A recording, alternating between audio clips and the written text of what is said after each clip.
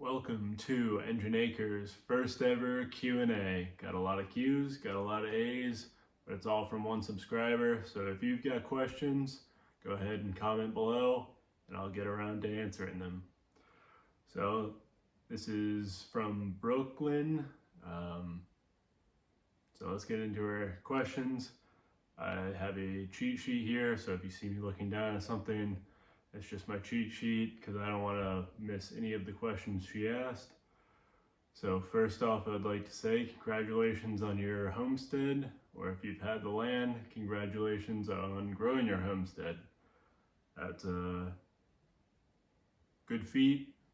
It's a lot of fun, and glad a lot of people are getting into it just like I have.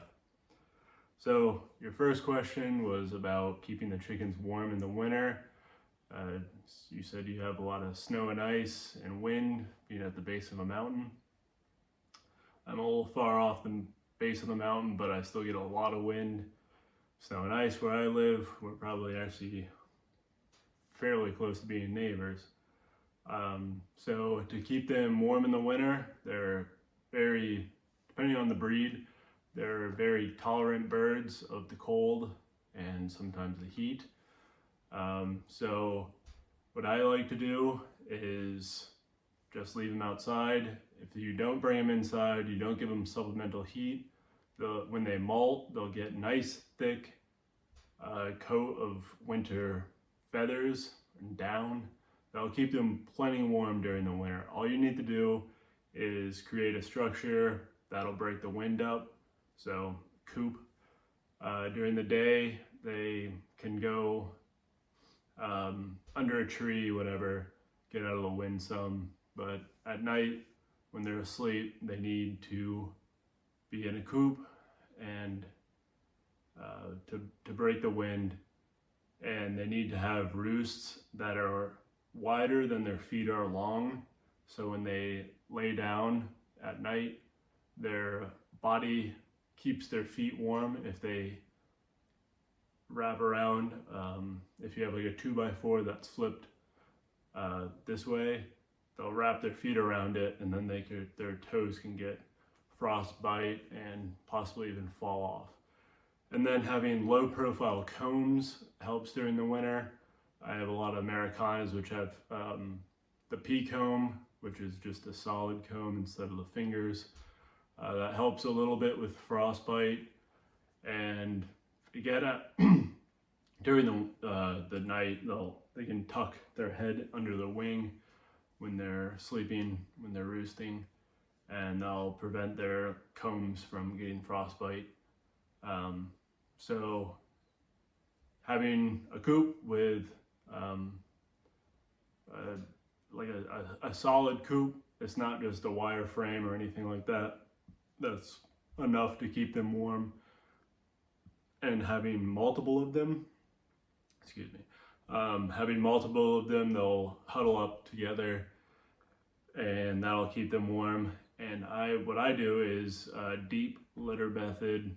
So like you've seen with the leaves, I do the same thing in the coop, just with wood chips. I chip my own wood. And I also, if I don't have enough wood chips, I'll just go to the Tractor Supply or wherever and get wood flake, like the large size. And then every couple days, depending on how many birds I have, just put a layer on top just to cover their poop, their manure. And once you have a decent amount, it'll actually start keeping them warm, just through microbial action. So that'll keep them warm. So that's pretty simple. All you have to do is just have cold hardy birds. And I do want to point out, you only talked about protecting them from the cold, but in the summer you have to protect them from overheating. So whether you have like an A-frame kind of coop or just a shed single slant roof, you don't want the triangle to be chicken wire or hardware cloth, something open to allow air circulation. These chickens get they don't have a diaphragm. They can get a respiratory issues pretty darn easily. So you want to keep their coop dry the best you can, low dust, the best you can, to help with all those issues. So you're gonna want a nice ventilation area, and then below that you're gonna have where they roost, and then below that you're gonna have their nest box, so they don't want to roost in the nest boxes, and then below that that'll be their floor, with a deep litter method, at least during the winter. We're gonna take this outside after after this portion, and I'll show you what I've actually done, some of the mistakes I've made. But yeah, it's nighttime right now. But tomorrow I'll go out and show you what I actually do. So that is that point. So the coop size. My first coop was a 4x4x8 coop, and they say that you should have 3 square foot per bird of coop space, and if you have a run, it should be 8 square foot of run space per bird. So my 4x8, that would be like 10 birds. I've had 23 birds in there without an issue. It was fairly crowded. I wouldn't probably go over 25 birds for that 4x8. And I should also mention, all your roosts should be the same level. That will help with pecking order problems that you might run into. I've seen a lot of like ladder kind of roost they're just made of sticks. I wouldn't do that personally. I like having at a minimum a 2x4 or a 1x4 fat side up for the birds to sit on, and then it's all the same level, so they don't have fights every night, or at least it minimizes their fights, and like I said, they don't lose their toes. So you could take my personal experience, or you could do what the internet says, go a little bit bigger than what I've personally done. So you say you have a rescue pit. I used to have a pit as well. She was a great dog, but she did not like chickens. So if you have a good livestock guardian pit bull, that's great. I wish my pit loved chickens as much as I do, but she didn't. So for the first several weeks, I would, whenever the dog and the chickens are together, you have to be there to monitor them, oversee it, because your dog might act differently when you're there as opposed to when you're not. So monitor that strictly and stringently, and if your dog acts up, punish them accordingly. You don't, I mean, it's your dog, but it's also your chickens, so you need to facilitate what you want out of that relationship, so your dog knows your chickens are part of your family as well. Your chickens won't know your dog's part of the family, but they'll probably not peck them too much, or her. I think it was a female. But livestock guardian dog, especially if you have fox issues, that's great. Keeps the birds away. That's awesome. I wish I had a dog, but our lives are different. So that kind of brings me into the next point, is the run. I suggest you get a run, especially if you don't want to deal with dead birds. So I have about 50 birds. I haven't lost a bird in almost a year, even though there's a constant. I actually just made a video about all the different predators on my property and how I manage them or deter them. So you can check that out if you'd like. But I got a lot of birds and I haven't lost any to predators. Well, sorry. If you watch the video, you'll see I'm lying on accident. I did lose 8 meat birds last summer to a raccoon, but I haven't lost any of my free-ranging birds in almost a year. So a little caveat there. But if you have the money and the time, I would suggest you get a run, especially if you're kind of new to this. Runs are great. You'll lose less birds for sure.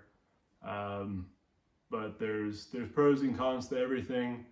If you do get those goats, like I have sheep out there, and especially with my guinea, they eat a bunch of the ticks that would get on the sheep. So if you get goats, it would be beneficial, at least while you're home and you're outside, you can let your chickens free range. They can go eat all the ticks and all the other bugs and pests. They'll just be happier birds, from at least my experience. The chickens love free ranging, but they do get attacked every now and again, which sucks. You lose money, you lose time, and you lose some of my chickens I'm very close with. They're egg layers are pets. The meat birds are just for meat. It's kind of hard making the distinction sometimes, but that's homesteading for you. So you asked if 5 is a good number, and what coop size you should get. I would say 5's great to start with. If you go to Tractor Supply, they have a 4 minimum, and if you go to Tractor Supply, a lot of them have pasty butt, so just ask for the ones without pasty butt. They'll give you the healthier birds. But if you get 5 and you might lose one, that's just, Tractor Supply is not my favorite. I wouldn't have chickens if it wasn't for Tractor Supply, but at the same time, I think going through Craigslist, supporting your local breeders, things like that are great. Even you might think, you might think that the chickens you buy on Craigslist are just mystery breeds, and they're not what they say they are, or they're just barnyard mixes, and they probably are. But you get the same thing at Tractor Supply. I bought chickens maybe 6 or so times at Tractor Supply, and about 50% of them they got the breed totally wrong. So it's kind of the same thing, but you're supporting local business instead of a giant corporation. And you're going to be shopping at Tractor Supply like crazy anyway, so you might as well spend the $4 a chick on Craigslist. But that rant aside, so yeah, for the coop, I suggest the 4x8, like what I started with. You're probably going to get more chickens than what you first assume you're gonna get. I got 4 the first time, though I wanted about 10, and as you know, now I have 50, and that's because it's the winter time and I've sold some chickens. In the summer, I have a couple hundred meat birds, and I hatch a bunch of egg layers to sell. So I would suggest starting at least 2 to 4 times bigger than what you're expecting, so you have some area to grow into. And say you build the coop you buy the chickens, but your run isn't done, you can just keep the chickens in the coop without any problems. There's a bunch of reasons why I think you should have a slightly larger coop than you're expecting. And the 5 birds you said, I think that's a good number. It does depend on what you want and what you can handle and what your consumption is.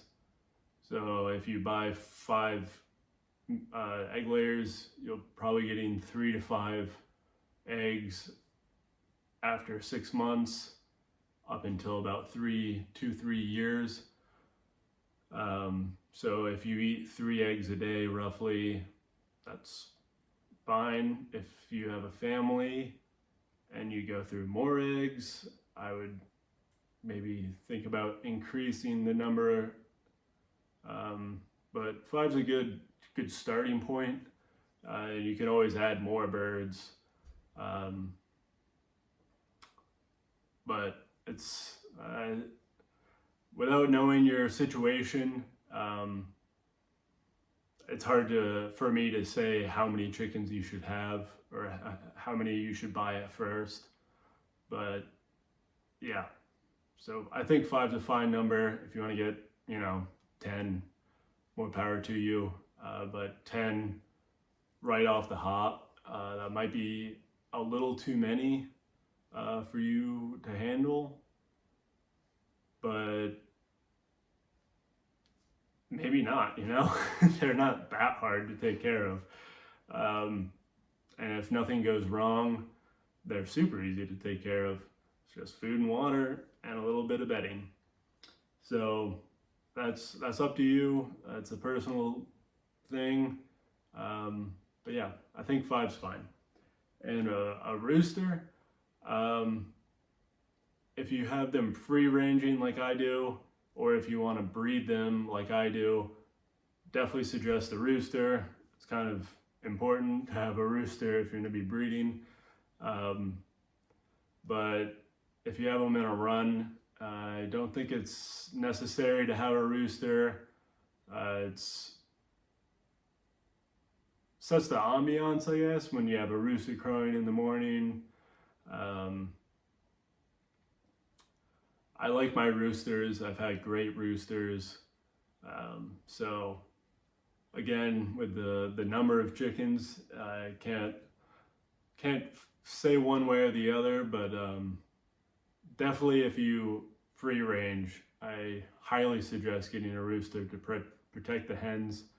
And if you plan on doing any kind of breeding, definitely get a rooster, but they're not necessary if they're going to be in the run the whole time. There's breeding, a lot of breeding stress, especially if you have more than one rooster. Rooster generally picks a favorite hen, and she can get pretty tattered depending on the rooster. Some roosters are aggressive, most aren't, some are. Their spurs, when their spurs grow, they could start damaging the hens, removing their feathers. So to start, if you have a run and you're just starting out getting chickens, I'd suggest maybe waiting on a rooster until you're kind of comfortable taking care of the hens, maybe in a year, maybe 2 years. Then you can start introducing a rooster once you're more comfortable taking care of the birds. So I actually forgot a question. It wasn't on my cheat sheet, so I'll answer that now before we go outside.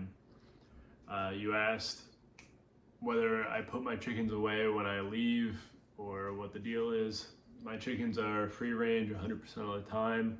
I actually go overseas for a couple months at a time every year for work. So the chickens have to free range. It's not a question. I bought 2, one for each coop. Run chicken automatic doors. They have a photo cell, so they open according to the sunrise and sunset.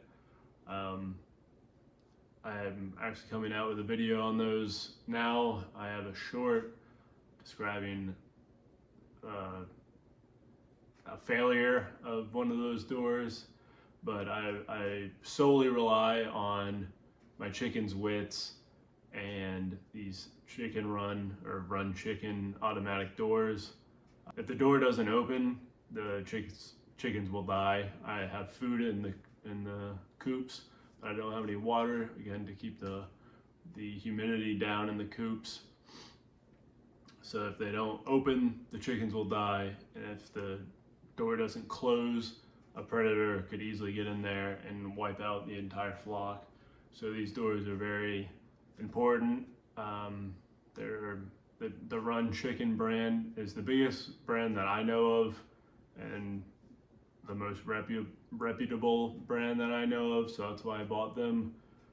If you have just a coop and a run and you're there every day, you could cheap out and buy, you know, the $40 knockoffs, because it's not really life or death. But I'm putting everything into these doors. You could say I'm putting all my eggs in one basket. If they don't work, I'll lose everything, or all my chickens. But yeah, I have a ton of predators, like I said earlier in this video and my last video. But you have to trust the chickens, their wits. They're not, you know, chicken brain, but without training, they know to run away from aerial and ground predators, and that's what the rooster helps with. The hens will just be face down, trying to find some food, but the rooster will keep their eyes up. They're vigilant birds. You know, I do have chicken tractors, and to raise up all my egg layers, I run them in the chicken tractors with the meat bird sometimes, or without in some cases. You actually saw the chickens destroying the pile of leaves that was in the chicken tractors. That's where they were for about 5 months, until they were pretty much full size, and then I could start free ranging them. So if you do go the free ranging method, I would suggest building a tractor as well. The tractor is going to be less expensive than a run, so you'll be saving some money if you just build the tractor in a coop, and then you can use the tractor as a brooder. There's definitely some benefits to the way that I'm doing it, but again, free ranging, there's always a risk of loss. So if you don't want to lose any of your birds to predation, they still could get sick and die. But if you don't want to lose, or at least minimize the amount of birds you lose to predation, I would suggest a run. But you'll just kind of have to piece together different people's advice and and perfect it. Perfect your own method of doing things. I didn't grow up on a farm, so I'm perfecting as I go every year. I learn a ton of new things, and correcting mistakes always. I have a brooder and 2 tractors and 2 coops, and if I build another coop, it's going to be better than the other 2. If I build another tractor, it's going to be better than the other 2. It's just trial and error, and trying to absorb as much information as you can from other people, from the internet, and then just learning from your mistakes. It's huge, and loss sucks, but you'll never make the same mistake twice, or at least 3 times. These are my 2 coops. This one's the 4x8, and this is an 8x8. They're both 4 feet tall, but have different roofs. So you can see this one, like I mentioned, has hardware cloth for the triangle. These triangles are removable, and they'll have hardware cloth or chicken wire for that entire triangle there. And then for even better ventilation, this, I need to add some wood chips in here, it's a little dirty, but this is just OSB flooring that's removable. It has chicken wire underneath. So I'm hoping with this one, it can go in my trailer and I can move it around and fertilize the land. Just, it's got the wood chips in here because it's the winter. In the spring and summer and even into the fall, I'll keep the OSB off and it'll just be the chicken wire floor. Yeah, and then all the droppings will just go straight through. If you want, you could use hardware cloth on all of these, but you'll actually have to use chicken wire on the bottom or welded wire, something with a larger hole, so the droppings can go straight through onto the ground. If I can't get this thing to move, like I'm hoping that it's fairly heavy, then I'll just board up this area, collect all their droppings, and then I can just shovel it out. But yeah, so their roosts are here for this one, and the airflow is going to be up here, well above their head. And these girls actually haven't started laying yet, but I'm gonna get some more mow crates and put straw in them, and that'll be their nest box. Thinking about screwing them into the wall like that, just kind of whatever I can reach, put them on the door, whatever. The nest boxes are better thought out in this coop. Again, thank you, wind. Gonna need to add some bedding. It's getting a little bit dirty in there. I like to roost on that side pretty much exclusively. But I have their roost airflow up here, roosts down here. So when they sleep, their heads are no higher than that. So they have solid 6 to 8 inches above them is where the airflow is. So the roosts, airflow, roosts, and then those are their nesting boxes. I wasn't planning on having quite as many chickens as I have. If I were to redo this, I would probably have 4 on either side. But currently I just have 3 on one side. Give me a quick look at what 25 birds looks like in this 8x8. Lots and lots of room. They haven't fully fallen asleep yet, but ton of room for expansion. They are probably 2 months from being full size, let's say. Just give you an idea. And to show you inside the, no, that didn't fully close, the 4x8. This is, yeah, Regina is in here. Guinea's not. So this is 18 birds. See, they're all on those 2 roosts besides these 2. But you can see it's about a quarter of the way full. But they do like a little bit of breathing room, especially in the summertime. Good luck, and thanks for watching.